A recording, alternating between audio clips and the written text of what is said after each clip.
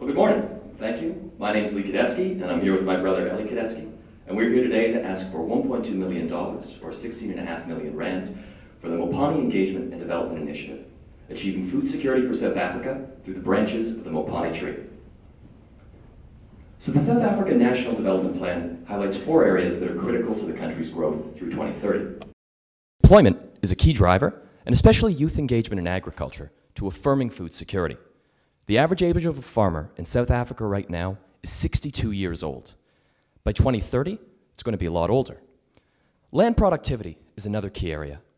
13.5% of South Africa's land area is available for agricultural opportunities. But intensifying land is not really an option. South Africa's agricultural productivity is just about maxed out. And intensification would lead to soil degradation, and while it would increase food production in the short term, it reduces food security in the long run. This means sustainability and food security have to go hand in hand, along with management of natural resources. Fisheries and afforestation have also been identified as key areas for South Africa. Forests provide valuable timber products, and South Africa is projected to spend 65 million rand on fencing projects to prevent foot and mouth disease over the next 3 years. Those products could be coming domestically if forestry was enabled. Fisheries are also an underutilized resource in South Africa, but just like forests, they need to be managed sustainably, as they're both renewable resources that can be exploited to extinction. Which brings us to the Mopani tree and its little inhabitant. The Mopani tree is an indigenous tree in South Africa, as well as many parts of southern Africa, where it's only found in South Africa in the Limpopo Veld, areas in the north of the country that are otherwise arid.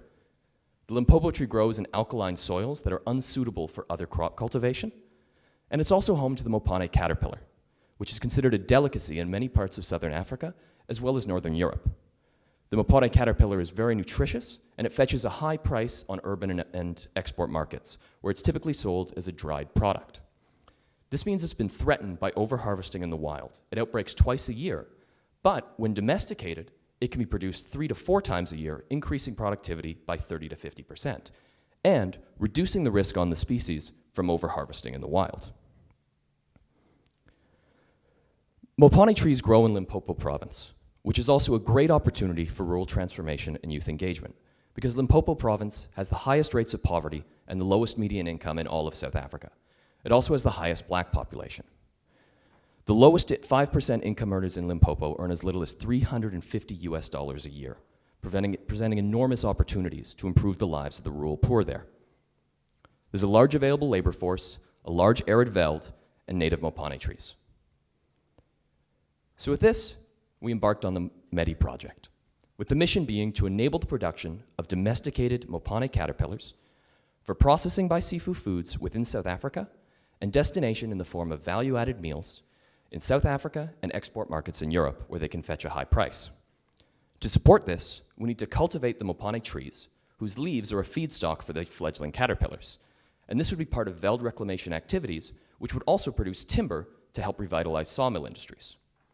Finally, to support that cultivation, we need to engage the youth in Limpopo and underrepresented classes so that we can create jobs in agriculture and curb this alarming tide of farmer aging and affirm food security through 2030 and beyond in South Africa.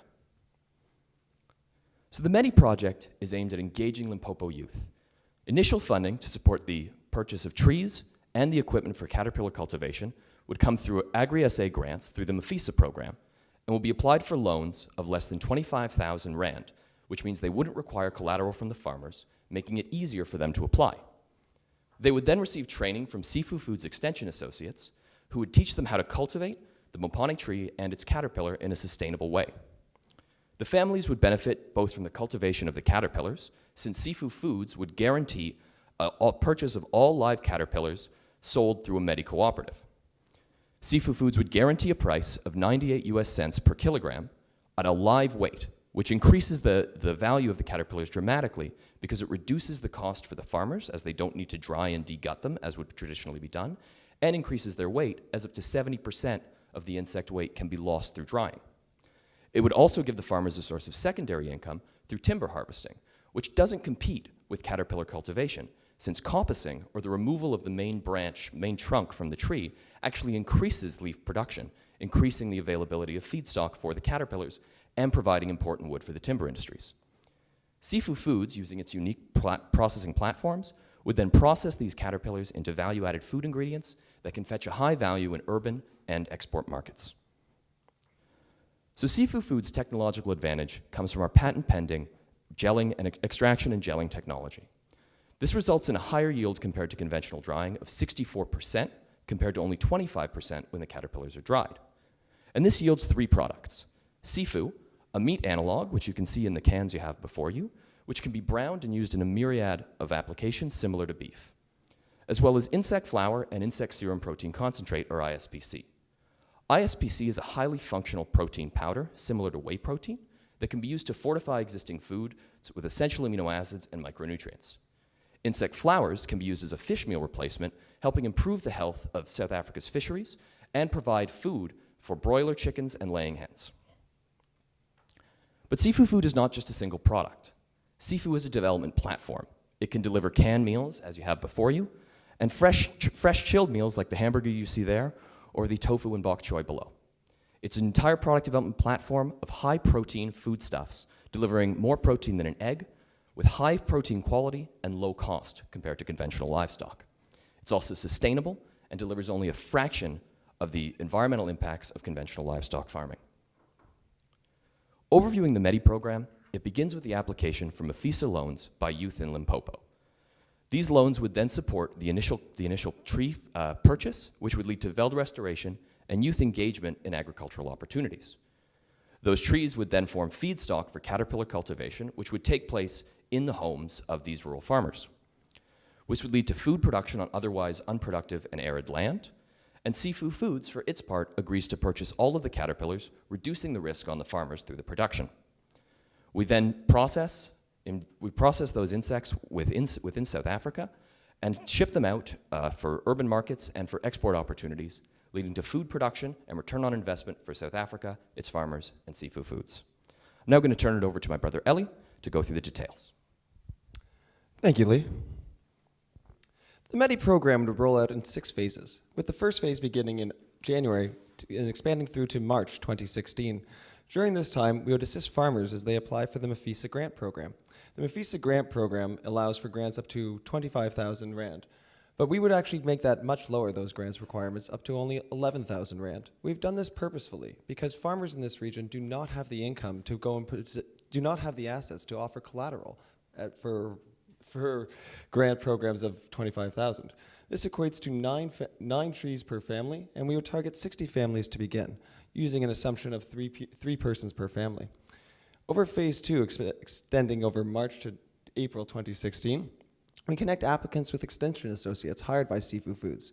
Extension associates are there to help train farmers on best practices of Mopani tree cultivation as well as worm cultivation, and we begin the planting of 535 trees. Within 2 days, we've been able to source 400 trees from South Africa and Zimbabwe, and are confident that we can source the remaining delta given a little bit more time. Phase 3 of the project rolls out in April and extends till August 2016, and this is when we begin the cultivation of the Mopani caterpillars and receive our first shipments of Mopani caterpillars. During this time, we target for 1 year production of 43,000 kilograms, equating to income for farmers of 16,608 Rand. In the second year, we estimate 64,200 kilograms, equating to revenues for farmers of 32,136 Rands. We've purposely priced this at this level, as that falls to be about 95% of the median income inside of the Limpopo province. This way, we do not create a disruption to the socioeconomic statuses inside of Limpopo. Production targets for that year are 18,000 kilograms within the first year, 6,000 kilograms of insect flour, and 3,425 kilograms of insect serum protein concentrate. Phase 4 of the project is when we start to see our production stabilize, and this runs from August 2016 until March 2017. We conduct our first project assessment to ensure that quality standards are being maintained, as well as begin domestic sales of our canned products like what you have in front of you for both domestic markets and export markets. Domestically, the product would be priced at $1.65 US, and for export markets, it would be priced at a premium at £4.50 or €6.30, depending on the country. During this time as well, we review sales for our products and determine whether or not we should launch a fresh chilled product line, similar to what you've seen in the previous slides. Moving forward with Phase 5 of the project from March 2017 to March 2018, we began another project assessment to determine whether or not the MEDI program can be exported to other neighboring countries and how best to implement that production. Neighboring countries include Zimbabwe, Namibia, and Botswana, countries that have an opportunity to grow significant amounts of Mopani trees. We also review business opportunities for North America, where there is a large developing edible insect market as consumers seek out more sustainable sources of protein. Phase 6 of the program is a 3-year plan, and this involves quarterly reviews to identify and address any deficiencies as we go along. Additionally, we explore opportunities now for the exportation of the MEDI program to Zimbabwe, Botswana, and begin that implementation. Furthermore, to assist in cultivation methods, we would agree to a cooperative knowledge transfer between the University of Pretoria, who has currently undergone significant research into Mopani cultivation and domestication. Finally, we want to understand what's going on with farmers, and we want to ensure that the program is hitting the qualitative benefits that we need to address. This includes understanding how the incomes are rising, how many of them are staying in the program, and if they're leaving, why are they leaving the program? Getting to the details of financials, you can find a more in-depth financial plan inside of our business plan that has been projected, as well as more in-depth financials in the backup slides. But from a high level, the few things we want to address are, firstly, in our first year, we won't be that profitable. And that's because we have 6 months of operating expenses equating to roughly $300,000. Additionally, we have capital expenditures of about $106,000, and we only begin production come August 2016. As well, one thing you probably noted is that we have a significant amount of cash on hand, and we've done that purposefully, mainly because we want to be able to ensure that we can offer farmers the most favorable payment terms. Farmers have a big concern with regards to getting extended payment terms, so we would offer them COD terms. Additionally, keeping cash on hand would allow us to expand the program as needed. Secondary project impacts include the cultivation of timber. As noted before, coppicing of the Mopani tree actually helps improve plant tree leaf health. Additionally, it makes it easier to cultivate the Mopani worms on it because it's easier to reach them if they don't grow too tall. This will allow for the domestic sourcing of timber for the use of fencing. As noted inside of the NDP, South Africa plans to spend about 65 million rand over the next 3 years, in addition to providing sustainable food sources for South Africa's fisheries and broiler chicken. Secondary project impacts with regards to youth empowerment are specifically targeted towards helping and empowering impoverished youth inside of South Africa's most vulnerable region. We also would be looking at trying to transform South Africa from an agrarian society to an agrarian economy to one of a knowledge transfer by expanding the MEDI program to Zimbabwe, Botswana, and Namibia. Summing it up, the MEDI program will allow for the creation of at least 312 jobs, with the opportunity to expand that significantly as the program continues. Additionally, it allows for the creation of 116,000 kilograms of sustainable protein foods for both domestic and export markets. We begin with planting 535 trees, but as the years go on, we would continue planting and reach up to about 971 trees based on our estimates, transforming the veldt. And lastly, we provide sustainable alternatives for fish meals, helping replenish South Africa's fish stocks and providing sustainable alternatives for them. Lastly, one thing we want to get across is that we are a safe investment for your country. We will have EBITDA cash on hand to be able to repay your loan, in addition to not actually using the entire amount of capital that we would have received. Most importantly, we'll create jobs for South African youth, allowing for the expansion into neighbor economies. In short, the MEDI program achieves a triple bottom line success. It helps people, it helps planet, and it helps create sustainable profits. Thank you.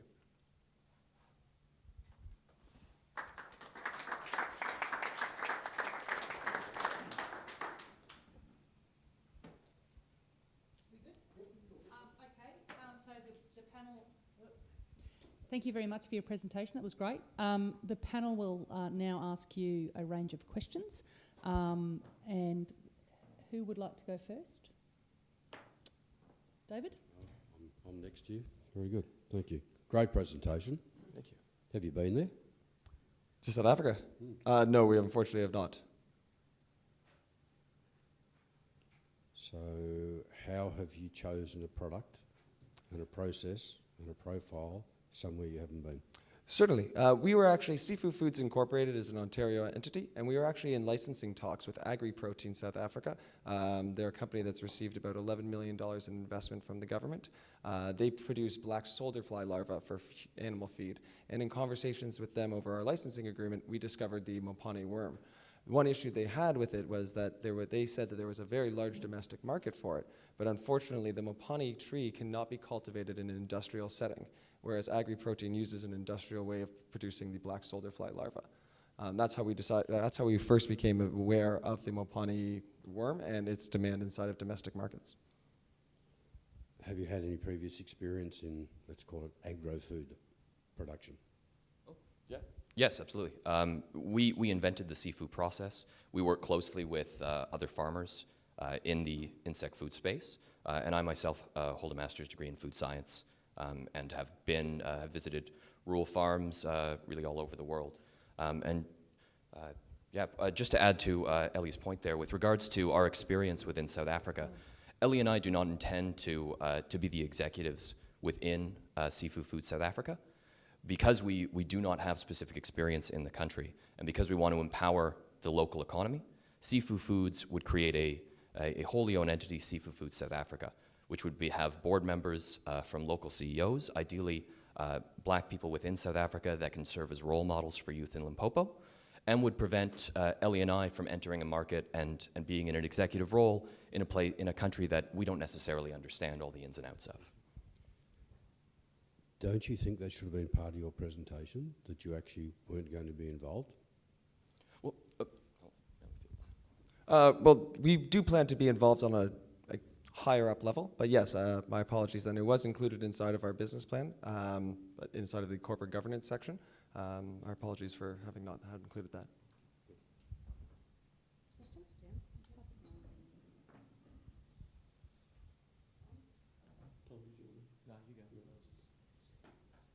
So you mentioned it's patent pending. Where have you filed for patents? We've actually filed our patents inside of the USA, with the possibility of expanding that now to Europe. We would also file our patents inside of South Africa upon you guys accepting our So grant have you process. filed for PCT? Yes, we have. Uh-huh. They're filed by Torres And- LLP in Toronto, and the sole inventor is my And brother who's Lee. carrying the cost of the patent? We've borne the cost of patenting. We've borne it exactly ourselves. Our business is self-capitalized by the two of us. And on risks, there wasn't a big focus in the presentation on risk. What do you see as the key risks? And let me kick off with a few. Sure. Failure of the crop. What do what's your perspectives on that? You mentioned, and it was a great observation actually, and you mentioned that there's already an issue to do with poaching, and not only of the caterpillars but the reduction of the trees. So how are you going to address that, and what makes this different? And then also the non-grant. So what happens if you don't get the grant? What's your plan for addressing that? So with regards to the Mopane caterpillar ecology, in the wild they can have very high mortality rates, but they still do explode in population every year, twice a year. They have predators, particularly from birds, which is why domestic cultivation is actually a really great opportunity and would increase production and stabilize the supply. We did significant research on Mopane caterpillar cultivation, and in particular there was a 5-year assessment done within South Africa and Zimbabwe looking at domesticating the Mopane caterpillar, which found that it could be successfully done, particularly on a rural scale, and especially if it's done on an individual household basis. It requires very little land. Mopane trees can grow in very dense cultivation. And because of the coppicing technique, you actually need less land than you would if you let them grow wild and didn't trim them. And you're able to produce timber and increase leaf production. So there's many advantages to domesticating the Mopane cultivation. I'll let Ellie field the second question. Sorry. The second question was, if we don't get the grant, how do we plan to proceed with the project? Yeah. At present, we actually are a revenue-generating business. Our business actual goals are not in South Africa. We would ideally use revenue generated from a licensing agreement that we're currently negotiating in order to create this opportunity. As shown in our financials, there is a positive NPV to this project for us, whether or not we get the grant or not. So we would pursue it. And sorry, if I If I could add just one thing to that. Within the Mafisa loans, this is exactly who they're targeting. It's targeting impoverished youth, where Limpopo is the greatest opportunity to achieve rural transformation, and specifically to engage them in agriculture. We feel that there's very little risk for youth being denied these loans, especially with the small amount that we're asking for. It's only half the amount they would require before collateral. And there's a very clear opportunity for them to receive income at the end of it. So I think the risks in terms of receiving those loans are well mitigated by the robustness of this plan. And lastly, as noted in our business plan, our capital and startup costs equate to about $350,000 US. So that type of funding it's significant, but it's not too much that we couldn't overcome it through private sources if required. Okay, thank you for that. What other risks have you identified? Well, market adoption. We don't anticipate that being much of a risk within South Africa, as Mopane caterpillars are already sold for a very high price. And considering the fact that they now outbreak only twice a year, the price can go up substantially when they're not an outbreak and supply is low. So by stabilizing supply and by being able to control the production of product, particularly shelf-stable products that we can hold inventory if we need to, we feel that we don't see a domestic risk of adoption. In Northern Europe, there is a market adoption risk, but from research we've done, talks we've had with many companies, there really is a large demand for insect-based foods. Seafood Foods has been marketing social media for the past year, and we've had people banging down our doors to get the product, particularly in Denmark, Switzerland, the United Kingdom, where there really is a strong interest in these products, and they're commanding a premium price because they appeal to people's sense of sustainability, and it's an adventurous opportunity. The other thing that we feel is a very big benefit for Mopane in particular, through this operation, Seafood Foods would be the sole, would have a monopoly on the supply of domesticated Mopane. This is important especially because exporting opportunities for wild-caught Mopane are fraught with some food safety challenges. So by domesticating them, we're able to very heavily control the food quality and the food safety and ensure that we can create relationships with countries that have a high level of confidence in our ability to produce a safe product. On top of that, because we're able to retort the product and create shelf-stable products, we're able to ensure a sterile product through a terminal food safety step. So we're ensuring that anything we're exporting is not liable to outbreaks.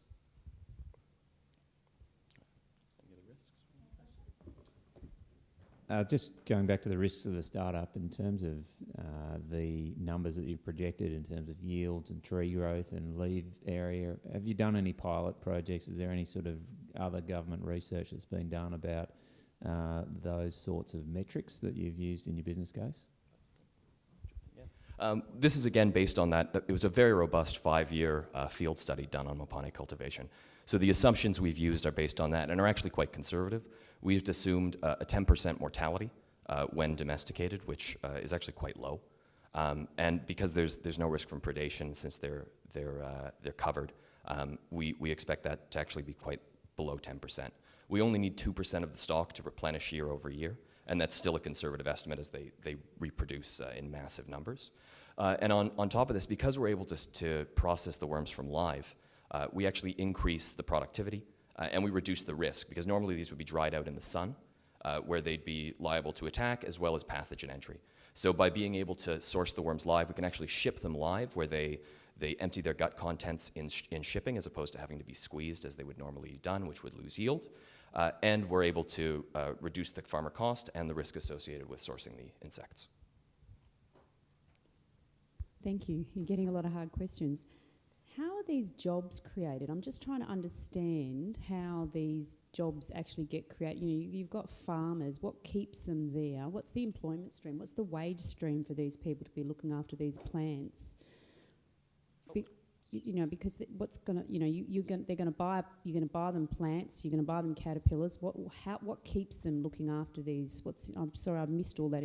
What's the incentive for them to stay caring for these produce? Well, so we aren't purchasing trees or caterpillars for the farmers. That's all funded through a grant that's repayable to the government through the Mafisa loan project. And this is the grant you're asking for? No, that's a separate funding program through the South African government, the Mafisa program through the Agri South Africa program.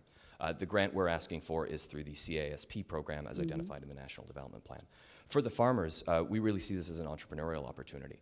They have a guaranteed sale for their product at a guaranteed price. But at a time a bit later on, they've actually got to do something to live and survive and buy food and thing in the meantime. That's the bit I'm trying. What's their salary stream while this is all happening? Well, actually, when we modeled the operations, we didn't model it for them to have their own salaries. If you look into Limpopo farming, you'll find that the majority of it is individually owned on a household basis. So we've assumed that they would be their own individual entities selling to a cooperation. Okay, that's the co-op model. Exactly. And we're able to substantially reduce the risk by guaranteeing that. Yeah, just the one major thing that was noted inside of this study here, which was a 5-year-long study done through the University of London, in conjunction with the University of Pretoria, one of the major issues they noted was the fact that there was nobody who could guarantee the purchase of the Mopani caterpillars, and that was one of the reasons why farmers weren't wanting to get into the industry, and that's where we really come in, is being able to guarantee the purchase of it, based because we have the export markets where we can add high value add products. And supporting that as well, and what makes Sifu Foods very unique is our proprietary technology. We're able to present an enormous yield advantage, and we're able to create products that would be very acceptable on an export market where just dried caterpillars may not be acceptable in Northern Europe. So I'm glad you went there. You've established a customer relationship, or you've just established a market opportunity? We currently have sales in North America, with sales expanding into Europe shortly. After this event, we go to London for the Food Matters live trade show to present our products there. We have some meetings with some customers, as well as our first shipment will go out then. The shipping costs are just a little high for us, so it's actually easier for us to fly with product at times and clear customs through that way. Sorry, so you have the caterpillars on market in the US now?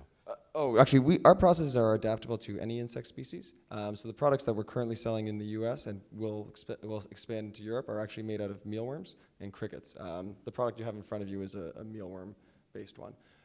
But here you can talk about the physiology. Yeah, Mopani caterpillars right now, they only grow in southern Africa, and they aren't available because there is no domestic cultivation, because nobody's been able to ensure that risk.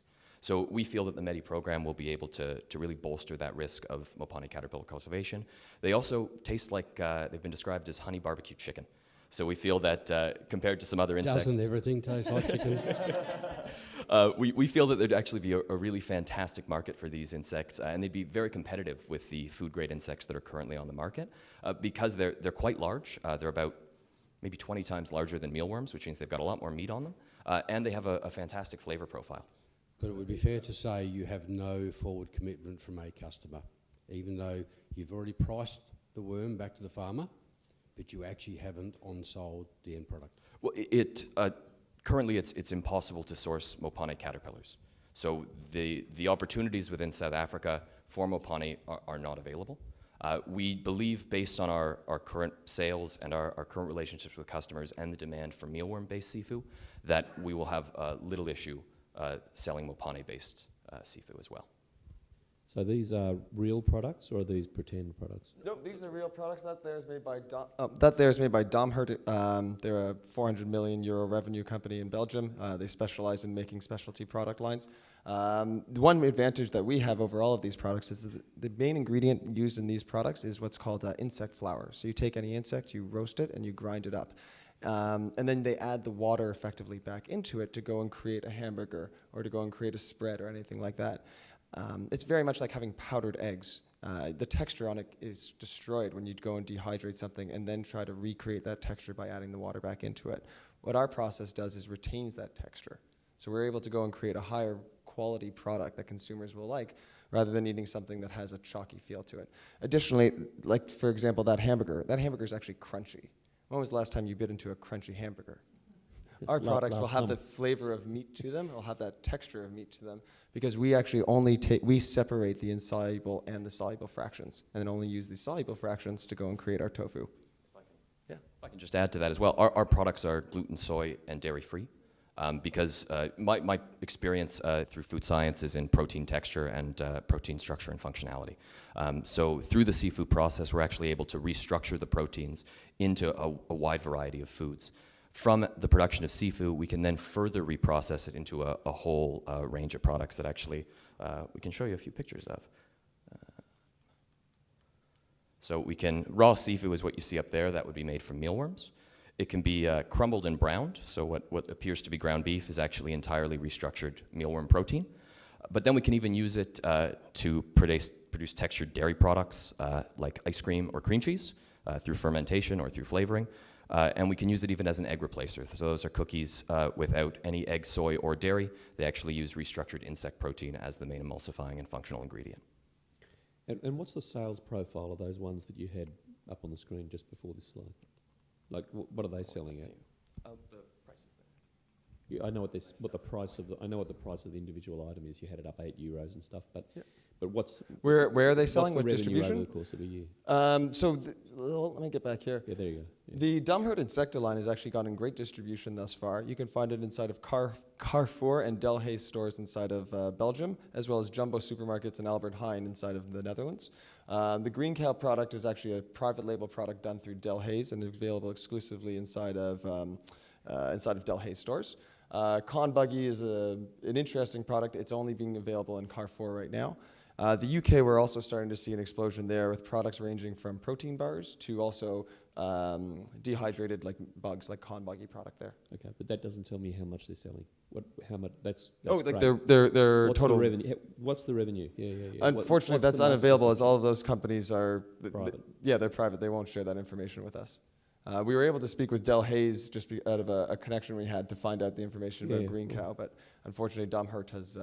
They don't even tell you how much they're shipping off the shelves. No? They won't, unfortunately. I mean, they won't actually even sell us. Delhaize won't sell us the data. They said from EU laws do not allow them to sell. What about your own observations? Is the stuff moving or not? Is what I'm trying to ask.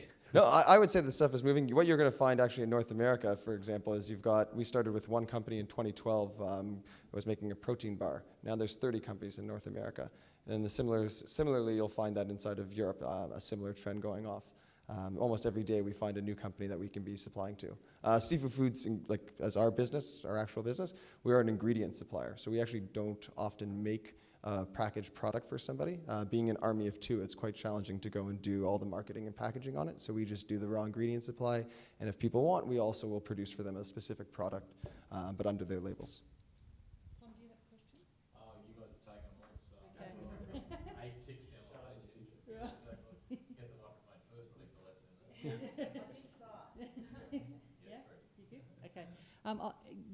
Given what you just finished there with it's challenging for just the two of you, your business proposal here provides a 6-phase, from memory, 6 phases of activity or I think you've chunked them up in terms of project. To deliver and across quite a long period of time. I think we're talking 4, maybe 5 years. Talk me through how you're going to project manage that. Certainly. If it's all right, I'll just bring up the slide. Darn it, we didn't have it included in there, but as you can see, we will employ a CEO and a CEO level on Seafood Foods South Africa, whose jobs would be to manage from that level.